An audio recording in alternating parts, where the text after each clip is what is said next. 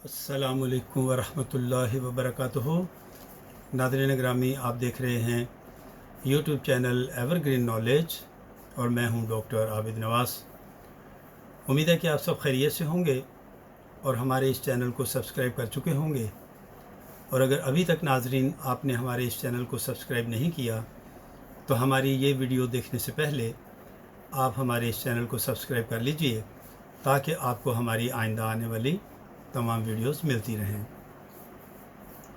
नाज़रीन, उर्दू अदब की तलमीहात में गुलज़ार इब्राहीम या नारे नमरूद के उन्वान से भी तलमीहात जानी जाती हैं। इन तलमीहात का नाज़रीन पस मंज़र कुछ इस तरह से है कि हज़रत इब्राहीम खलीलुल्लाह अलैहिस्सलातु वस्सलाम अल्लाह जल्ला शानुहु के बड़े ही जलीलुल क़द्र पैगम्बर गुज़रे हैं। ये नबी पाक अलैहिस्सलातु वस्सलाम के आबाओ अजदाद में से हैं और नबी करीम अलैहिस्सलातु वस्सलाम हज़रत इब्राहीम अलैहिस्सलातु वस्सलाम की दुआ समझे जाते हैं। हज़रत इब्राहीम अलैहिस्सलातु वस्सलाम का लक़ब खलीलुल्लाह था, यानी अल्लाह का दोस्त। और ये लक़ब उन्हें इस बिना पर मिला कि आप अल्लाह जल्ला शानुहु की मखलूक़ात से बहुत प्यार फरमाते थे और बहुत मेहमान नवाज़ थे और कभी भी मेहमान के बग़ैर खाना तनावुल नहीं फरमाया करते थे। तो इस सिफ़त की बिना पर आपको खलीलुल्लाह का लक़ब अता फरमाया गया, यानी अल्लाह का दोस्त। नाज़रीन, जैसा कि कम बेश 1,24,000 अंबिया इकराम अलैहिमुस्सलाम अल्लाह जल्ला शानुहु ने मबऊस फरमाए और वो सब अल्लाह का पैगाम मखलूक़ खुदा तक पहुँचाने का फ़रीज़ा सरअंजाम देते रहे। लिहाजा हज़रत इब्राहीम अलैहिस्सलातु वस्सलाम भी मखलूक़ खुदा को अल्लाह का पैगाम सुनाते, अल्लाह की वहदानियत और तौहीद का दर्स देते। आपके ज़माने में एक बादशाह था जिसका नाम था नमरूद।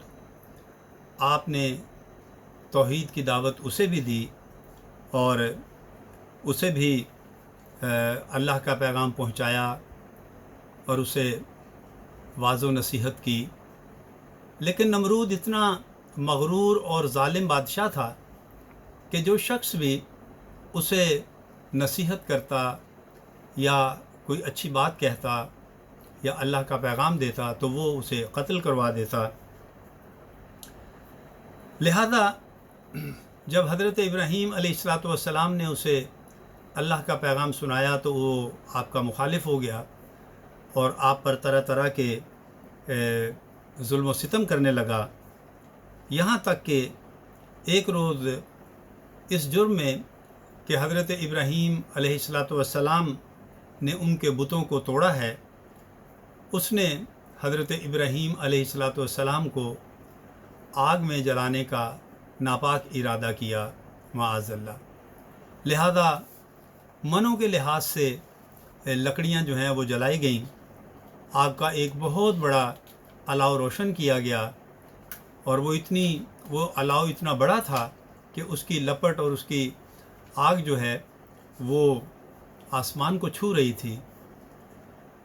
नमरूद ने अपनी सल्तनत में ऐलान कर दिया कि तमाम लोग जमा हो जाएं और देखें कि कैसे इब्राहीम को आग में जलाकर खाक किया जाएगा।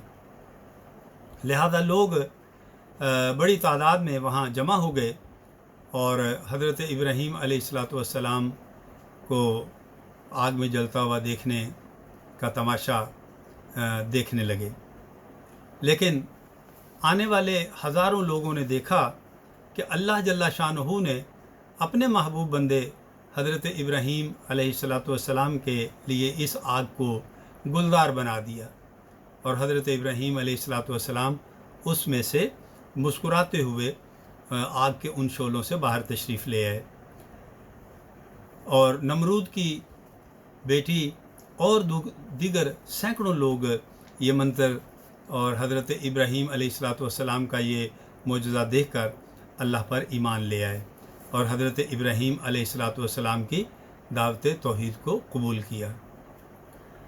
ایک روایت میں یہ بھی ہے ناظرین کہ حضرت ابراہیم علیہ السلام کے لیے وہ آگ جو ہے وہ 40 روز تک جلائی گئی تھی، اور حضرت ابراہیم علیہ السلام 40 روز تک اس آگ کے اندر رہے تھے، اور پھر 40 روز کے بعد آپ کا یہ معجزہ جو ہے وہ رونما ہوا تھا۔ تو ناظرین یہ ہے تلمیح گلدار ابراہیم یا نار نمرود، یعنی کس طرح حضرت ابراہیم علیہ السلام کے لیے اللہ جل شانہ نے اس آگ کو ایک باغ میں تبدیل کر دیا، یا اس نمرود کی اس آگ کو کیسے باغ بنا دیا۔ نار نمرود کو کیا گلزار، دوست کو یوں بچا لیا تو نے، باغ و بہار آتش نمرود کو کیا، مشکل کے وقت حامی ہوا تو خلیل کا، آگ ہے اولاد ابراہیم ہے نمرود ہے، کیا کسی کو پھر کسی کا امتحان مقصود ہے۔ اور مرزا اسد اللہ خان غالب کا شعر بھی اسی قبیل کا ہے، اگرچہ اس میں یہ تلمیح تو استعمال نہیں ہوئی، لیکن وہ شعر بھی اسی قبیل کا ہے۔ لکھتے ہیں کہ تھی خبر گرم کہ غالب کے اڑیں گے پرزے، تھی خبر گرم کہ غالب کے اڑیں گے پرزے، ہم بھی وہاں گئے پہ تماشا نہ ہوا، ہم بھی وہاں گئے پہ تماشا نہ ہوا۔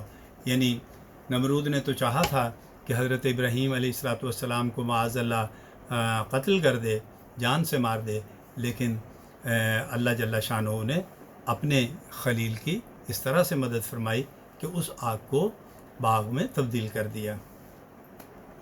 اسی طرح ناظرین ایک اور تلمیح ہے گنج قارون۔ گنج کا لفظی معنی ہوتا ہے خزانہ، اور قارون جو ہے یہ ایک شخص کا نام ہے۔